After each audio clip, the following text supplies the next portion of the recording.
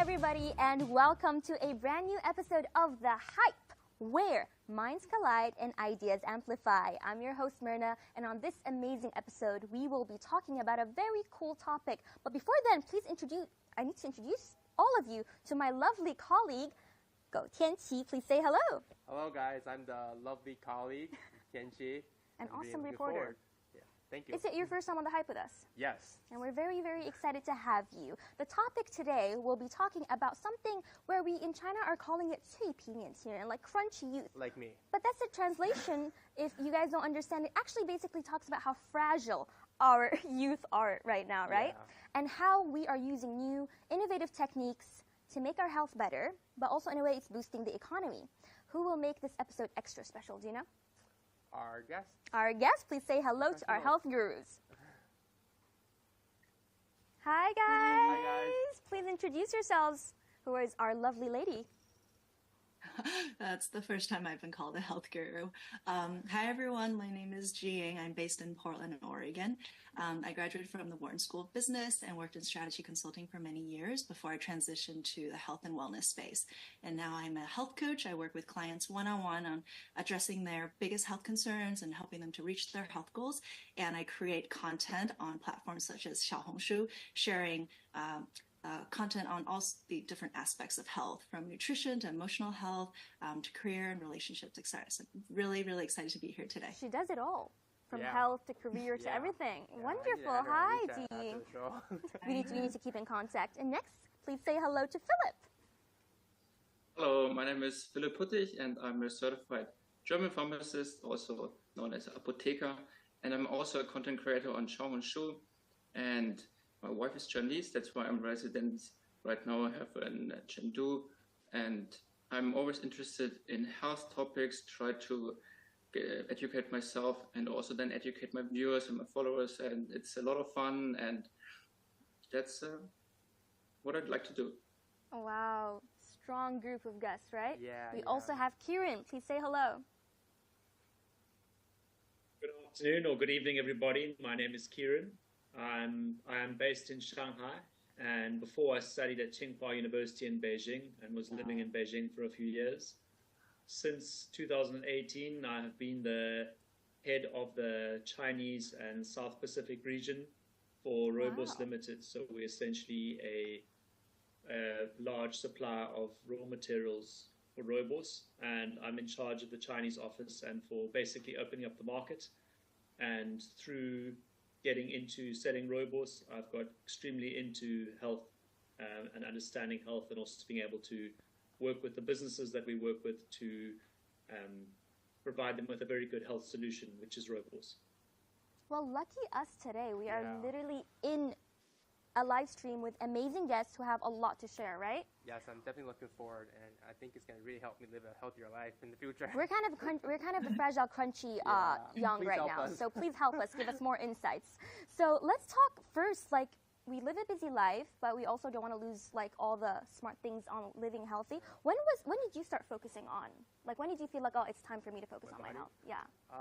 Well, I would definitely say like it started after I started working, because back when I was at school, I feel like my body, it's like I'm like Superman. You're hyper. Yeah, I could like stay up all night studying or probably playing video games. But anyway, I could stay up all night, and the next day, I could still go through a whole day's lesson and maybe like play a football match in the afternoon.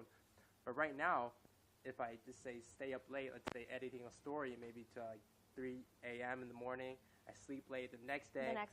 I'm gonna even have problem like standing up after tying my shoelace. I'd be like, I tie my shoelace and I'd be like, oh, whoa, you're like dizzy and all that. And if I have to give a specific point of time, I would say it'll be probably after I received my first health report. Oh my. After Where is it? Do you bring it? No, sadly, but I still remember it because back again when I was in school, I also do a lot of health exams.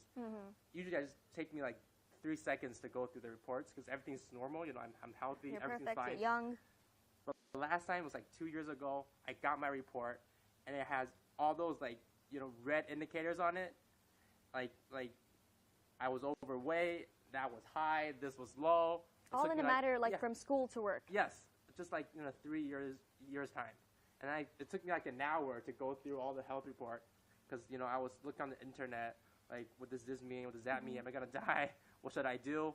And then I think that's when I really started to realize I need to pay more attention, to my health and live a healthier lifestyle. Definitely, definitely. When we talk about health or nutrition, I usually like to split it into 4 segments, which is first like eating healthy, and then we have exercise and sport, and then we have different like ways on making, like, how do I say, pushing ourselves to do more eating healthier, living healthier, but also it's the mental aspect in it. Like, you need to be mentally healthy as well. You need to take care of your mind and your heart. So I think that is something a lot of young people right now don't really consider that much, right? Too much stress and stuff, pressure. Yeah. I like your story. I feel like a lot of people relate to it. But let's talk to our lovely guest. Jing, when did you feel like I need to start taking care of my health? I think very similar to Tianxi's story. So after I graduated from school, I went into strategy consulting. I worked there for, 6-7 years. It was a very stressful job. I was working all the time, very long hours, sleeping very late. It was high pressure, so I was on call all the time. I traveled all the time. So after a while, I started experiencing a lot of different health issues. So I was very anxious all the time. I felt very stressed all the time. I felt very low energy during the day. And I think this is something that a lot of young people, working professionals experience. It's just fatigue all day long. Didn't sleep very well, so low sleep quality. And then I just had really low immunity. So I would be sick like every other month. So because of all those little issues, they accumulated, and, you know, I saw them as warning signals from my body. And I grew up in a family of doctors. So my dad practices traditional Chinese medicine. So I knew from a young age the power of food and how it can influence our health. So I think the first step I took was then to, look at the diet, what I was eating, and try to fix it. And so that was when I started paying more attention to my health and when I started educating myself on health and wellness. Wow, that is really interesting, and I feel like a lot of people can relate, especially talking about anxiety and like how really sleep deprivation is a very big issue. It seems to me like it's all work's fault. Yeah, because when you were a student, you didn't have those issues. Yeah, I was just fine. All of a sudden, right, once you start working. Yeah. Philip, talk to us. When did you start I focus on health. Also, my father is a medical doctor, so I feel like health is always part of my life in a way. And also, he was one of the first ones in Germany maybe who practiced the acupuncture. So I was from a young age, he had this like the Chinese doll with the meridian on them. And I was always very fascinated because it has like something mystical and mysterious, because it's not, it's very different from the Western style. And then obviously when I started studying pharmaceutical studies, I got more into health, got the deeper knowledge, got also, you learn, basically in Germany, you learn about all sciences, you learn biology, chemistry, physics. And it's for me, I really like to learn. I like to absorb it, to try then also to implement this into my own life, to try to be more healthy. And that's why it's easy to focus on health if you're in the health industry, like me as a pharmacist. But I really also like to share the knowledge because, like mentioned earlier, often it can be a problem. There's people get the health reports. This is also an issue. People normally should not get a health report without a doctor consulting them, because you're getting like easily scared. There's so many questions, like maybe one value is a little bit out of the range, and people start to search up, and then they're getting very confused. They're getting scared. They don't know what to do. And normally you need to have like somebody guiding you. And in the first place, it's a doctor, but a pharmacist also is a good choice who can, if you want to have more knowledge. And this is my route to be focused on health. What an awesome story. He grew up in a house where like there were doctors and he already knew about it, but that he also wanted to continue in that. Yeah, what does it feel like to grow up in a house of doctors? Because like the movie Willy Wonka, like his dad was like a dentist. Yeah. So he doesn't allow him to eat any candy. Is there like any strict rules like to keep you grow up healthy? My father, he was pretty busy around, but there were not too much strict rules, and I fortunately was a relatively healthy child. I just remember like he didn't need to practice his acupuncture on me. There, like he had this patience. Therefore, like I'm very lucky to have a not many health issues, but I learned obviously that there's like a lot of people there who have health issues and who are seeking sometimes also alternative ways. And for me, I always saw this as that there's an opportunity to learn stuff you don't know. And my childhood was pretty nice, I need to say. That's great. That's great. And he loves sharing it too, which I think is great.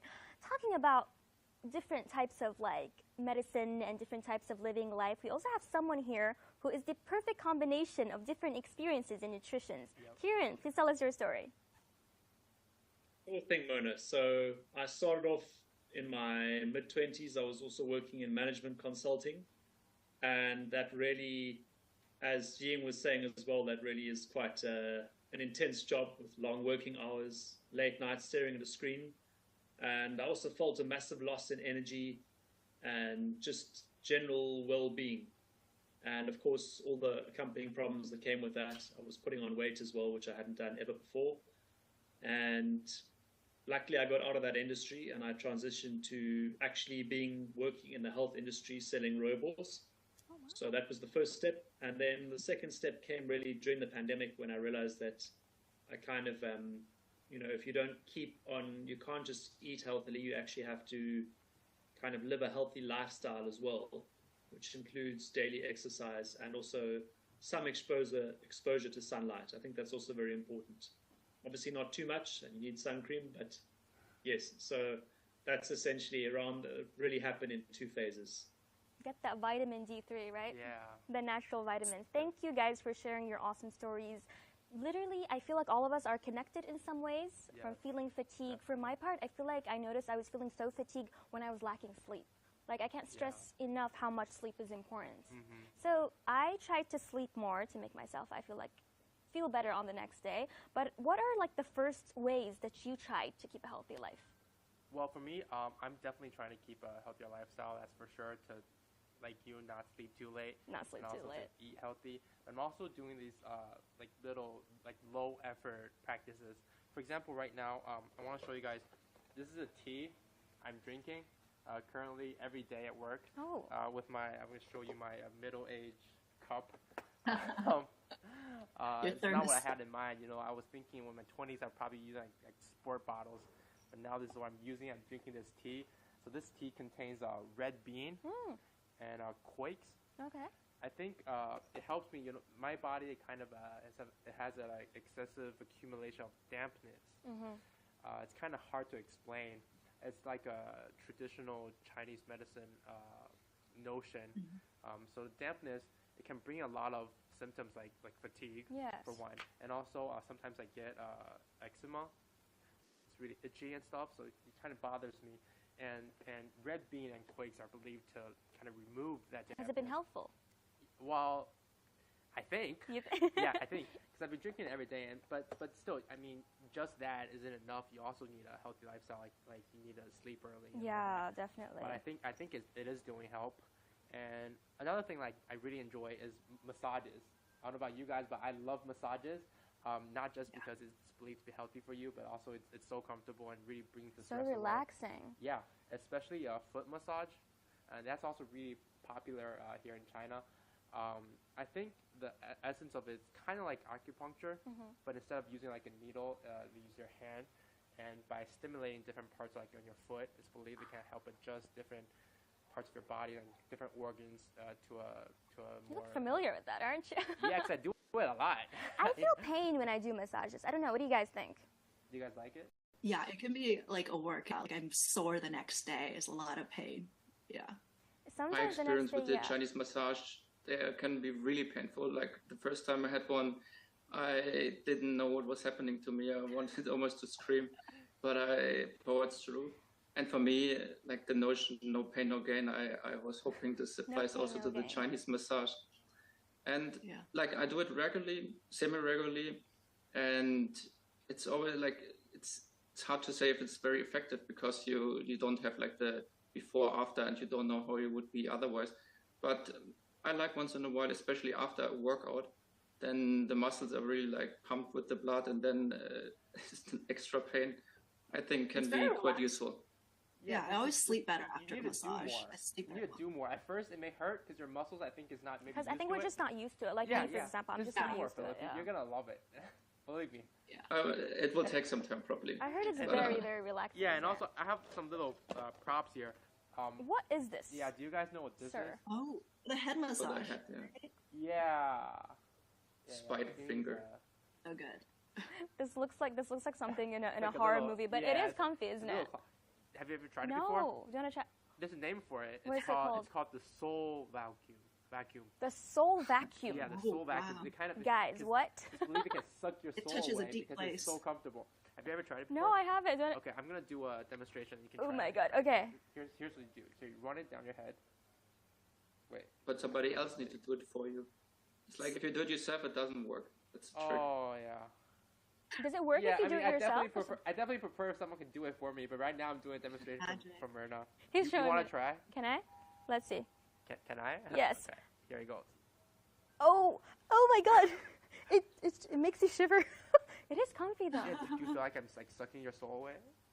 Definitely, 'Cause- something definitely was coming out. Yeah, I'm thinking maybe it's because like we have a lot of nerves on our Yeah. head, right? Oh, Our skin. it tingles. Like Yeah. after it goes down, you're just like, oh. Yeah, it feels like sucking Yeah. something away, but then Like it's there's a- really relaxing, right? Like It's you interesting. feel like it takes your. Wait, stress away I'll and borrow pressure this from away. you after Sure, this no live problem. stream, definitely. You guys should try it too, definitely if you guys haven't tried it before. Oh yeah, I do Yeah, I it with love my it. hands. I love giving myself a massage. I know we go out to a massage therapist, but I also encourage Yeah. people to just like give yourself a massage. Like use your hands, massage your neck and shoulders. It works just as well. And I think there's really something powerful about touching yourself and like it's like, oh, it's okay taking care of yourself. It's very comforting. It is quite comfy. Yeah. There's also I'm this. putting my eye I'm on not sure that. if you're familiar. The ACMR. It's like some sensory. Basically, you listen to somebody doing something, and it's like for some people this gives like this really deep tingling feeling. And it's like this is also interesting because it's like not officially something which is recognized in the science world, but I know for myself that it has some effect. Like you can feel like the tingle going sometimes really deep into your spine. And this is ASMR, definitely. Actually, I love that. You love that. Yeah, sometimes I have sleeping problems and can definitely help me sleep. yeah. I also used this 10 years ago, but now I sleep on my own pretty good. Oh, with my wife. Kieran, so talk to us. I know you've lived in different places in the world and you have your own special intake on like what was the first step for you in entering like taking care of yourself? I think the first step, Mona, was I was partly inspired by seeing Chinese people, especially in the parks when I arrived here, by seeing a lot of people, especially the older people, engaging in Tai Chi and also just general flexibility exercises. And I realized that I've always been very stiff my whole life. So I needed to find something to do which could basically kind of loosen me up a little bit. And I realized that during that rough period of time from 2018 to 2021, a lot of people started doing videos and releasing really nice content, free content on YouTube and other platforms which one could follow. So I found quite a nice lady to follow called Move with Nicole, who's she's Australian and she's based in Thailand now. She does really good workouts between 20 and 40 minutes from Pilates to yoga. So that was basically if I could answer your question, Mona, that's how I really got into kind of taking care of my body. That is excellent. Yeah. Like, and I love like how they all shared like there's different ways of gaining knowledge online on Yeah. how to be healthier. I love that. I love that. But the next segment is going to be even more exciting. We're going to go from tea to Tai Chi. Basically, I really want to talk about how like different methods people use to take care of their health depending on where they live. So, for example, in the Arab world, we use a lot of olive oil in everything. Like we use it in our food, we use it in our hair, we use it in our products. Like olive oil is everywhere in the Middle East. You drink it? I have heard from some elderly that if you take a spoonful of olive oil every Yeah. day, it's quite healthy for you. Yeah, that's what they do in Greece. I think. They do that in Greece. Yeah, You've seen yeah, that. yeah. I think we did a live stream once where we tasted olive Yeah, oil, didn't we? yeah. Olive oil is really, really used in the Middle East, as well as dates. Dates is known to be very healthy as well. So dates, olive oil, lemon, these are like stuff we can take to make ourselves like feel better. We put it in our dessert, we put it in our salad, in our food. But also, if you guys know, we have something called we do fasting. Ah. So culturally, for example, in the month of Ramadan, we do fasting, but naturally a lot of people have noticed that doing fasting, for example, intermittent fasting, like the 6 to 18 hour, like the 16 to 8 hour plan is very healthy for you, because during a fast, like when you're fasting, if you do it like quite in an intense way, your cells may regenerate. So cells kill themselves after a while, and then healthier cells regenerate. So fasting is a way that a lot of young people right now and elder people are using for a better, healthy life. Have you ever tried fasting? Well, actually, I've tried the 16, 8 hour intermittent fasting. My problem with that is, because I think the concept is you can eat whatever you want within the 8 hours, but you can't eat anything within the 16 hour. You go crazy in those 8 hours, don't you? Yes. Full on, he eats everything. Yeah, because I feel like, I can eat everything. I'm not going to gain any weight because there's 16 hours ahead when I can't eat nothing. So I need to eat enough, and then I just go crazy. And so intermittent fasting may not be the best for you. Yeah. Maybe consider like the ones where like you can eat normally for 5 days, and then 2 days where you like cut on carbs. There's a lot of different diets going on right now. Yeah, I think I actually prefer doing more exercise. More exercises. Yeah, I really don't want to cut on my diet here. So all right. One of the interesting facts about the fasting is also the intermittent fasting, especially. I also try to practice the 16-8. For me, I basically just skip the breakfast, and then I have a late lunch, and then I have the dinner around 8. And basically, I have 16-8. What I think is one of the crucial parts is that you give your body and especially your stomach and the intestines time to regenerate. Otherwise, it's like even though it is basically recommended to have smaller meals all over the day, I think if you give your body like this, the time to really don't process food, to recover, to do, because this is also more like the natural way which the hunter-gatherers did it. They didn't eat like all throughout the day. They eat like the big meals, and then they rested and the rest and digest. And thank you. You definitely shared a way people can follow. Yeah. Right. Yeah. Definitely. Maybe you'll consider what Philip said next time you're fasting. Yeah. All right, Kieran, tell us, in South Africa, is there specific ways that you do specifically in South Africa for a health journey? So in South Africa, I think that's an interesting question. A lot of people have got into I don't even want to say it's a fad, but I want to say it's a trend recently you've just mentioned fasting now. And something which is coupled with fasting, which I think is very important, is that there was a study that came out probably 7 or 8 years ago, maybe even longer, where they took rats. Unfortunately, they experimented on animals, but it doesn't seem like animals were harmed, so I guess it's all right. And they took these rats and they fed them about 33% less than what they'd usually get. Basically, they cut their diets by a third. And the rats that didn't have their diets cut only lived for 2/3 as long as the rats that had their diets cut. So essentially, the rats that had their diets cut by a third lived for 33% longer than the rats that had normal caloric intake. So that's a trend I've noticed as well in South Africa especially, and it seems to be working well for quite a lot of people, but it is challenging. What they do say is that your stomach actually shrinks a little bit so that you learn to eat less. And I know that's a big challenge. I have implemented that before. I think TNC would struggle from what I heard earlier. Yeah, I mean, it's helpful, but it's sad news for me. Like, I really don't want to cut the diet, but I think I'll consider it. Yeah, definitely. Well, we've learned a lot of different interesting ways. Tell us, Tenchi, is there specific... I've heard that young people in China right now are soaking their feet. These are bath salts, are soaking their feet as a trendy method of healthcare. Yeah, definitely. Especially like right now, the pressure it's on. When you're like on a business trip, right? You're very tired. Definitely. And a lot of young people, they have like these. This is actually for soaking your feet. And you can travel with it. Yeah, you can travel with it, and just put a little chunk of this. It's like bath salt. Bath salt. Bath salts, yeah. And just put it in, and you soak your feet in it, and it really just like take the pressure away. And yeah, I think it's a really effective method. It is. It's quite interesting. Yes. These are like the more trendy methods that young people are trying. But I do know also like in China there's different traditional ways. Yes, can you tell us a bit about that? I think China has a rather rich history in wellness practices, and a lot of tradition, like we're talking about like acupuncture, like Tai Chi, Qigong, and also like traditional Chinese herbal medicine. Yeah. And over the years, I think they have developed, and I think the world is starting to like really embrace these methods. A few years ago, I had a chance to visit Argentina. Fun. Which is, fun fact, the furthest country on earth away from China. Ah, Argentina. and you've been there? Yes, I've been there a few years ago. And then I saw this, I went to this park, and then I saw these people doing Tai Chi. And they were doing it really good because I noticed at first sight that that's Tai Chi. In Argentina? Yeah, in Argentina. And so I went up and I asked them, where did you guys learn this? I thought that like probably they lived in China for some years or like a story like that. But they haven't. They were just born and raised in Argentina. And then they actually have a Tai Chi club where they do Tai Chi together. So I think people around the world are really starting to embrace these like traditional Chinese ways to the Qi. Yeah, the Qi, Tai Chi.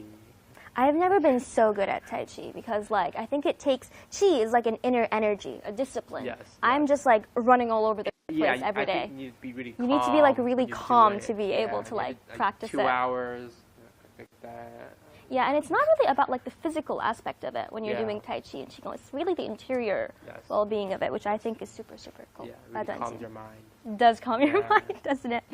Different types of methods people are using in different countries to make their, as we say, lives healthier. But a lot of youths in China are using a lot of innovative methods as well. So from this feet soaking to different methods, I really, really want to talk about how young people right now, if we can, I don't know for what reason, maybe we won't go like, oh, this food is healthy, I'm going to go eat it. Let's talk about supplements. If I can have supplements, I will go to supplements. So I really would like to talk to Philip, our expert on this. What are your thoughts on young people right now, like going to supplements instead of actually gaining the nutrition from the actual food? It's a good question, especially, let me start with the normal diet. Or as said, in a normal diet, you don't need any supplements. But then there's a question, what is a normal diet? And are you a person who is quote unquote normal? And there we often face many situations where we are exposed to additional stress. We have maybe overtime, workload, we don't have enough sunshine. And there are many reasons I could count which lead to you not being sufficient in specific nutrients, especially if you have an unhealthy diet, or you have a lot of takeout and you don't cook for yourself. And therefore, in my opinion, supplements can be a good option, but you need to choose wisely, not just like, for example, there are a lot of multivitamins can be suitable, but you need to look a little bit deeper. Some multivitamins, for example, they're not suitable for pregnant women or women who want to get pregnant when they're relatively high in vitamin A. And therefore, it is basically a question you should discuss, if possible, with your doctor or pharmacist or another healthcare provider or some consultant you really trust, since it's a very individualistic choice what you're going to put into your body. But I, for example, I also take regularly vitamin C supplements. I take krill oil. I take, especially since I don't eat not as much fish as I should. And there's some others, especially for stress. There's the ashwagandha for people could be suitable. But like I said, it's like down to the person. You need to choose right and wisely. There's a saying, as much as necessary, but as little as possible. This is like my philosophy. I have a question, Philip. You mentioned what you take. Do you take all of these supplements on a daily basis? Because I have a colleague here. She asked me to ask this question. I really want to show you. She has this what she calls a sudden death prevention package. So it's like a little supplement box. Because she's really cute. She has like those little stickers on it, and it's labeled from Sunday, Monday, Tuesday, Wednesday. So what she's doing is in this box there's like fish oil. There's like multivitamin capsules, like gummies, iron supplements and stuff. But what she's doing is she's taking one kind of supplement per day, and different supplements on different days. Do you think this is effective, or should you like take a more exact amount of everything on a daily basis. Do you have any suggestions? It's like I never heard this approach that you take a specific supplement on a specific day and then you switch it. I think normally you need to have like this the right concentration, like a working concentration in your body. Therefore, it is normally recommended to have like take them on a regular basis. Some supplements, especially herb-wise, you need to take also for not only daily, but at least it's like for 2 weeks to really see an effect. Some people, there's like, for example, in Germany, one is very popular. It's with the passion flower and hop extract, and this is for sleeping. But people there expect this like a synthetic drug that you take it and immediately like knocks you out. But the herbal treatment doesn't work like this. You need to take it like for at least 2 weeks on a regular basis. But it also depends on the specific supplements. Some you also not to take more than 3 months, or it's always unique to the product.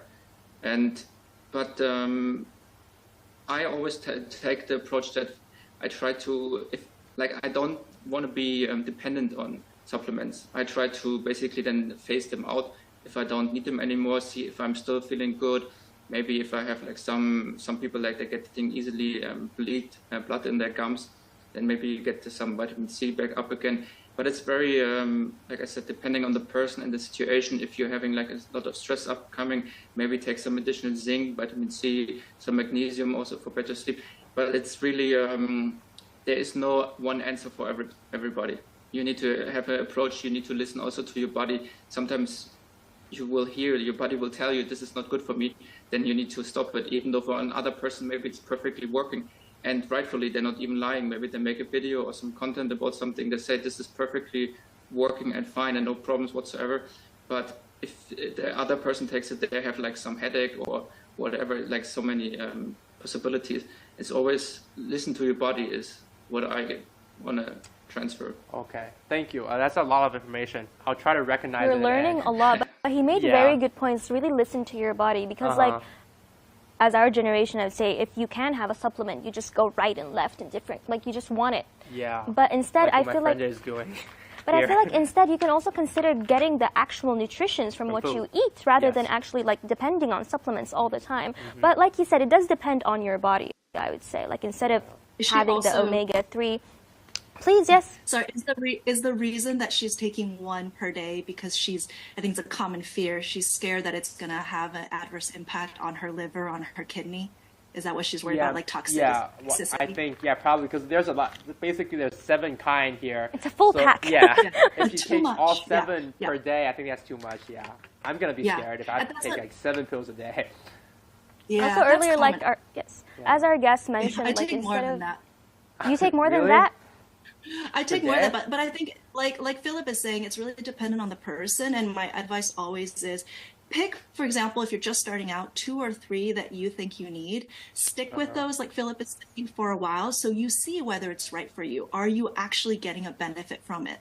One of the issues is taking it once in a while is you don't really know if it's doing anything for you. Then after a while, like should you continue? It's hard to make that decision. And then make sure that the product you're buying is, like Philip's saying, is legitimate, that it's safe, that it doesn't have the heavy metals, the contaminants, because that's what's really going to cause an issue with your liver and kidney. So if it's a safe product, it shouldn't be a big issue. The dosage is safe. She made an excellent point. Like, too much supplements is a lot of side effects and pressure on your livers and your kidneys. So I would say also, like, stick to natural sources if you can, and if not, obviously supplements to adding it. Jenny, you shared a lot of lovely information. What is your input on, like, eating healthy and superfoods, if I may ask? Oh, I think that was really my foray into health and wellness. So I grew up with a father who practices traditional Chinese medicine. So from an early age, I knew that food was really important because in Chinese medicine, there's this idea that food is medicine and medicine is food. Yeah. They come from the same source. So that was embedded in me since a very young age. And so when I, started working in consulting, and I mentioned earlier, I started experiencing all of these health issues.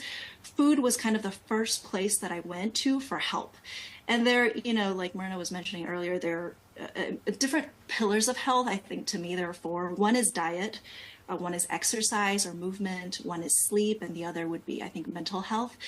Diet is one that I think is really, really important. We eat 3 meals a day. So it's also very, very accessible for people, right? It's easy because we're eating anyway to make slight adjustments to what we're eating so that we're feeling better. So I think that it's, what I try to do and try to educate people on is really understanding that food is not just what we fill our bellies with, but it is information. It is constantly communicating with our genes, and it influences how our genes are expressed. So whether we get sick or whether we are healthy. And knowing that you can pick, if you eat the right foods, like if you eat fresh vegetables, if you eat good protein, healthy fats, that can make you feel happier and feel more energized. And if you eat the less better foods, for example, packaged foods and oily foods, that can make you feel sick, tired, etc. So what I try to do is kind of educate people on the power that food has and how you can sort of change how you're feeling with every little food choice that you're making. Definitely. Wow. That was connecting more with your genes and your body. That was so well said. She mentioned something about traditional Chinese culture, which is eating food and medicine that can also be healthy but also heal you. I think we have a few examples if you'd like to show them.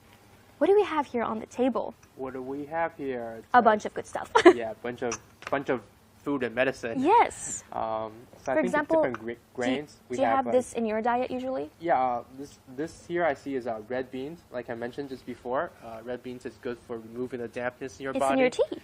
Yes, it's in my tea, and a lot of Chinese put it like in their porridge, or like when they're making rice, they can add different beans. A lot of dessert have red beans too. Yeah, it's my way of saying I'm eating a healthy dessert. It's like you're eating a dessert. It's good for your body. They have to. There's red beans in it. And we have really different types of wheats right here. I do know, like you said, a lot of the foods in China are also like, they're good for you, but also health-wise, they're like a medicine. Yes. But not in a sense that it's like a medicine that might harm you, in a sense. Yes. Yeah. Right. But I think you have to eat it like really Within often. You can't. It's not like it's not like Western medicines. Like you can't just eat. Let's say a cup of red bean and suddenly my dampness is all removed. You're healed. Yeah, you have to eat it like on a daily basis. Yeah, on a daily basis. A long-term diet plan. Kieran, I'd like to ask you. There's actually an interesting fact that there's one food which is often mentioned which you should avoid when you're taking certain medication. It's the grapefruit, because the grapefruit has a specific molecule which can inhibit specific enzymes in the liver, which are required for the detoxification.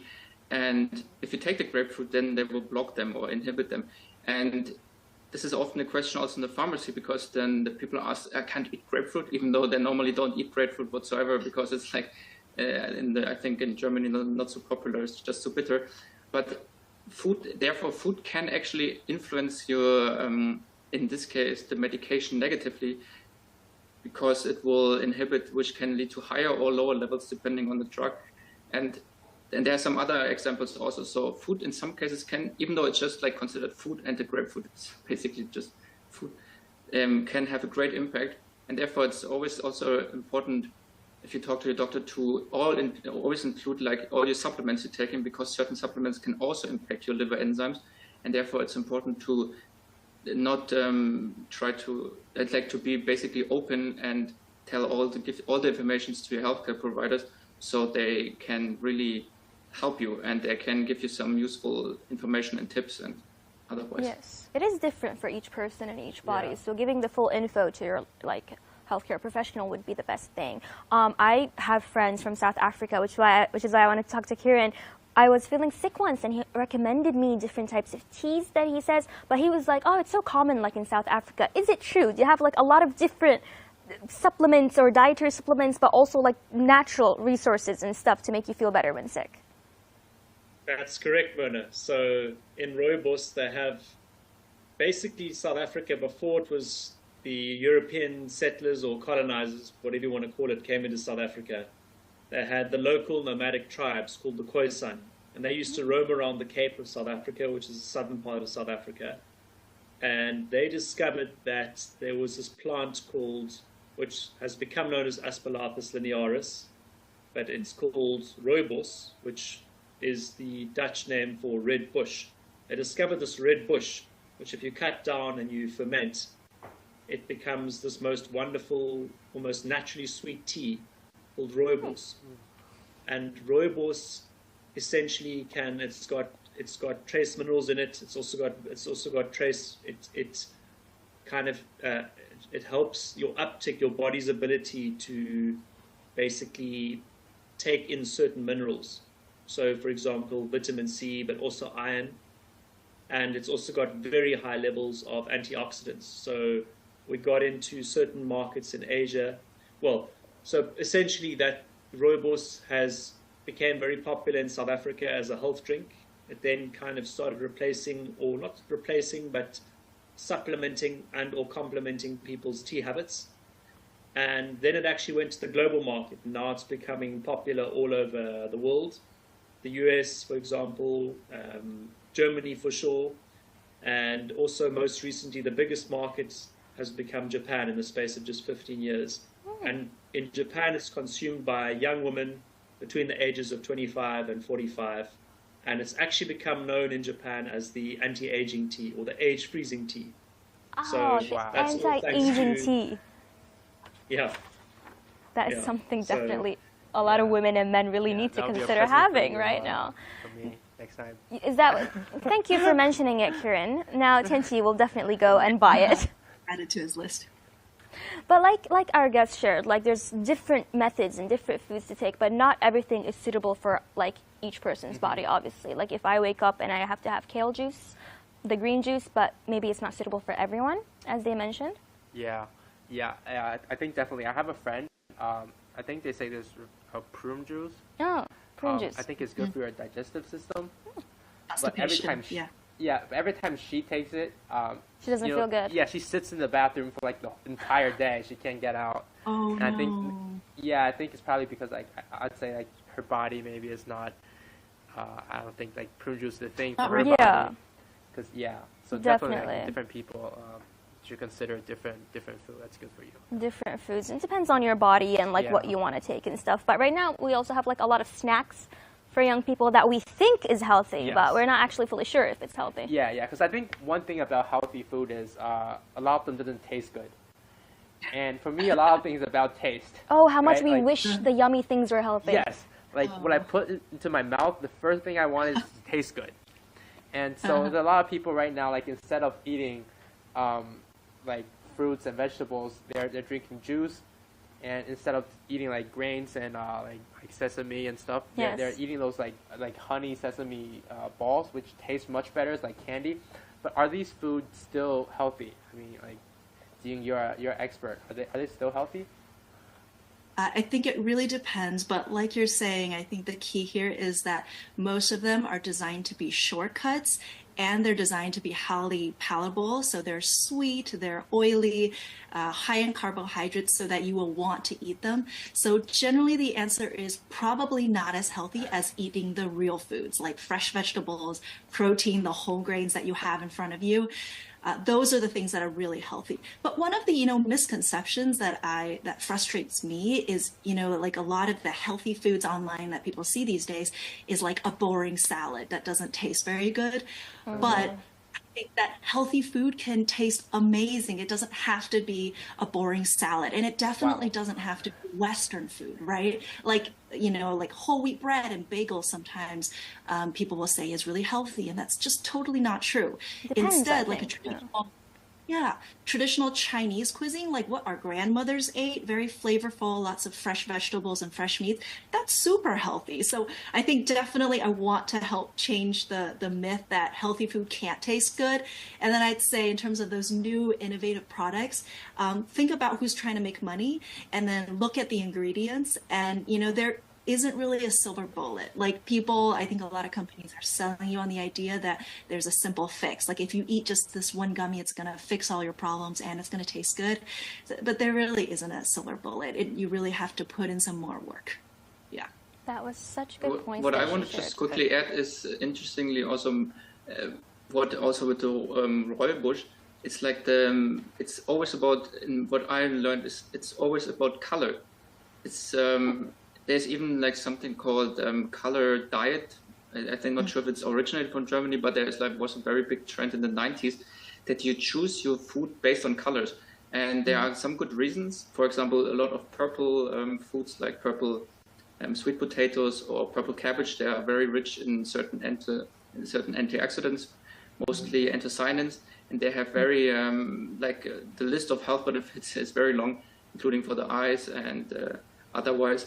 And for me, sometimes back in Germany, I went to the local market and to the farmer markets, and I just walk through it and choose. I let basically my gut feeling choose what I want to eat, because sometimes without knowing without rationalizing, you can still choose the right food if you just sometimes listen to your body, and it's often the colorful foods.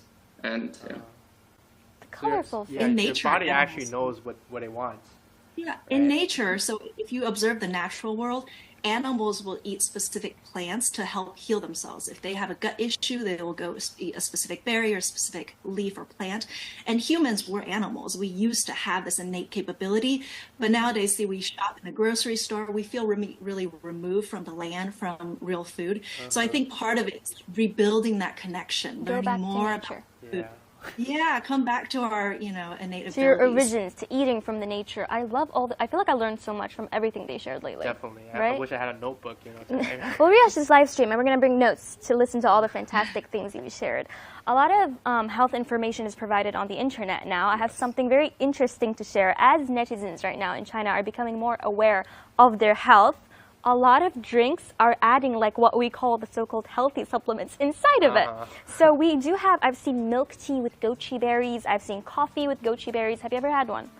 Well, yeah, I actually tried. I think I tried coffee with, it's like orange peels. Orange peels? Yeah, it actually tastes pretty good.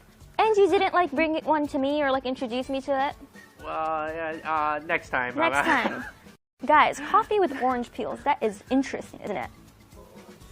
A relative just recently introduced me to orange peels, fermented or dried, I'm not quite sure, for over 15 years, and apparently it goes very well with the liquor.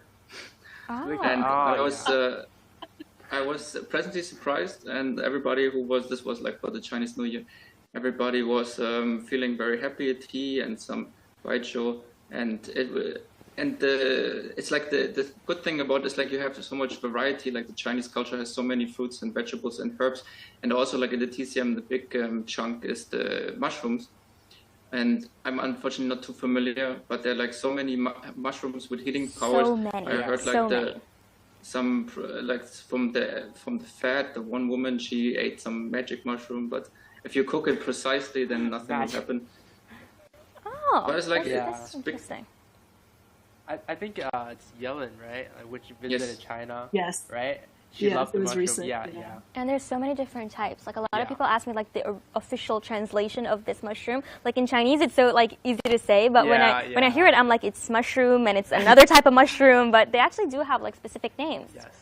Well, as you mentioned, as young people right now are really taking active measures to live a healthier life, a lot of the information provided online about those products being sold and stuff, they also need to consider the market, streaming them into different distribution lines to make sure what young people want more.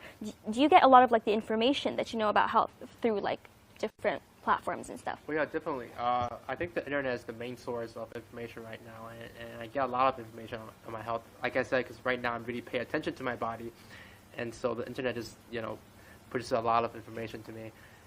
But sometimes it can be confusing, and it's because I'm not an expert myself. I don't know a lot of, there's not a huge knowledge base. And there's a lot of information. Yeah, it's a lot of information. It's hard for me to tell which one's right and which ones, for example, I read once that your sleeping position can also affect your health, the way you sleep. And it said if you sleep on the left, it kind of adds too much pressure to your heart, and if you sleep on the right, it puts too much pressure on, I forgot which organ.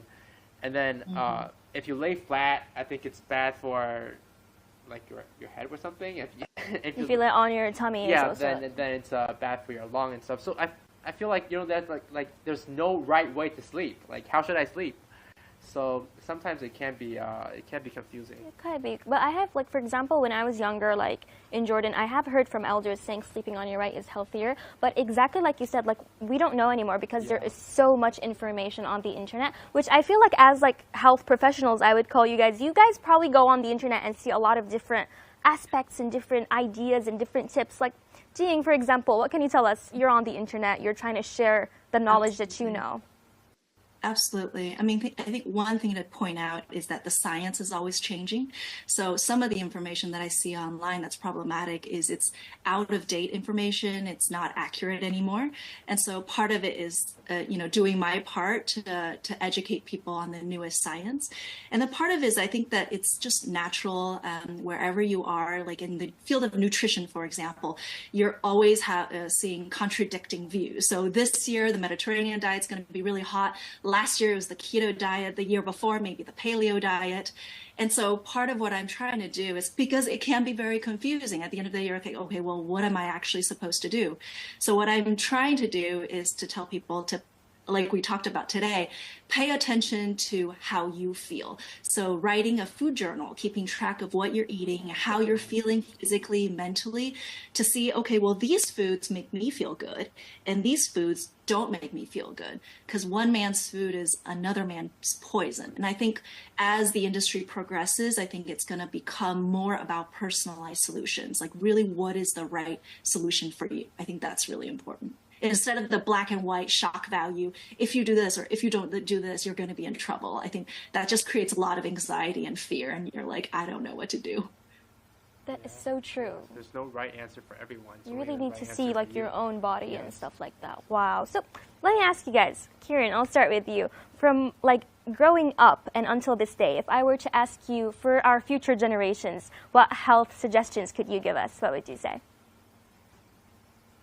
I think, Mona, something that's very important and something which has touched on my life personally is getting good sleep.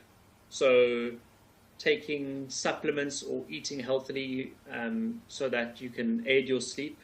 But then also very importantly is also getting your vitamin D. And then also finally cutting out, exercising as well, by the way, and then cutting out things that actually affect your sleep. And I think in a lot of foods that we have, Jing mentioned earlier, there's a lot of added sugar these days because, companies want to make products more appealing to people. They've added oil, they've added sugar. And when there's a lot of sugar added, there actually have been studies which I've seen recently, which seem to prove that your quality of sleep will not be as good as if you consume too much added sugar in a given day.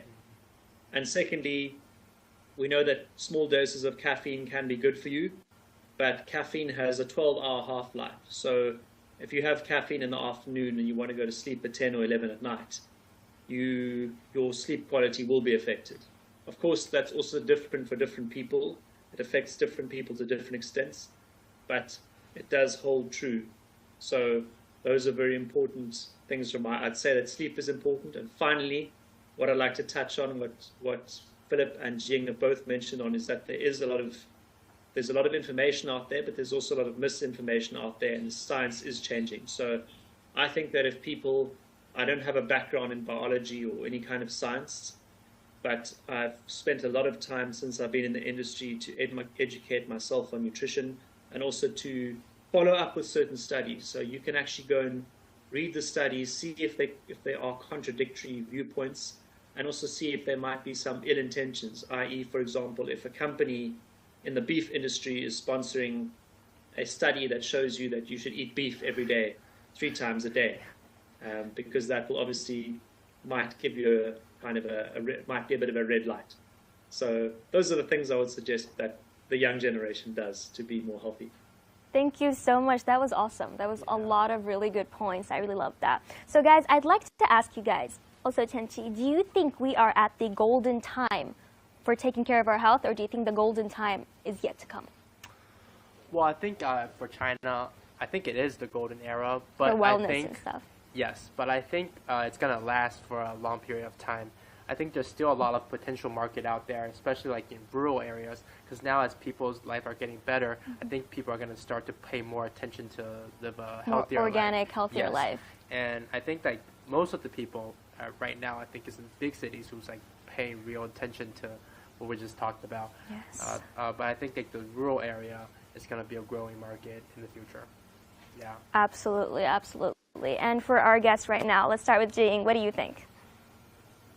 I agree. I think that we're entering the golden era, and I think that there is a lot of education that, for example, the three of us hopefully will continue to do in the market as people become more and more interested in taking better care of themselves and preventing various diseases. So that I think there is a lot of potential in the market. I think there's a lot of education. The science that's happening right now is really, really exciting. So we'll be learning more in the coming years. So yeah, it's an exciting time. It's an exciting time. And Philip? I agree.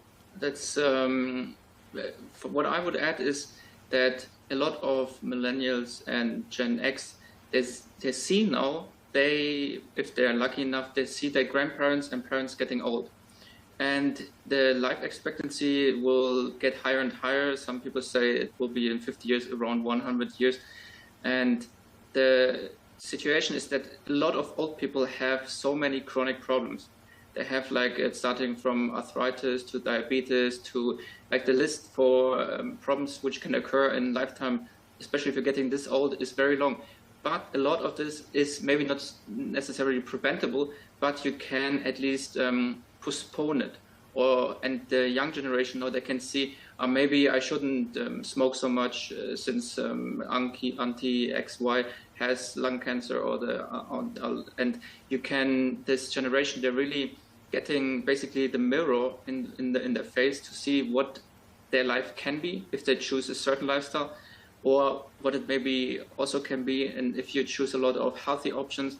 And the market will offer new things the supplements, I think the market in general will grow, because health is, even you see it with the billionaires, Elon Musk and otherwise, they're always even not talking about immortality, but longevity. And this also I visited one time in Beijing, the Forbidden City. I think longevity was written in so many characters, and always for the emperors, and so important. Yeah. Always longevity, and this will still be very important for the humans everywhere. And the healthy diet, supplements, exercise, sleep, and everything, it counts into this and will be more important. And I also hope I can do my part to educate people to try to be more healthier and to reach their full potential. Absolutely. I think he has shared and highlighted everything we've shared about today in this live stream, that we do need to take care of our health as young people, but also to live longer and prosper.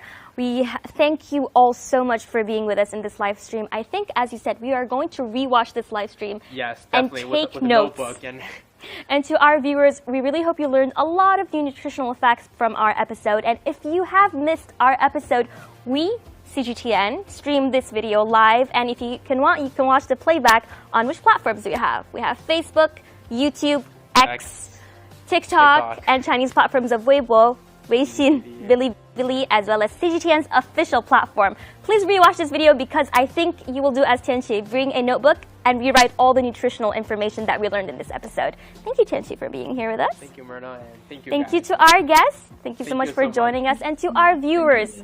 Watch us next time on the next episode of The Hype.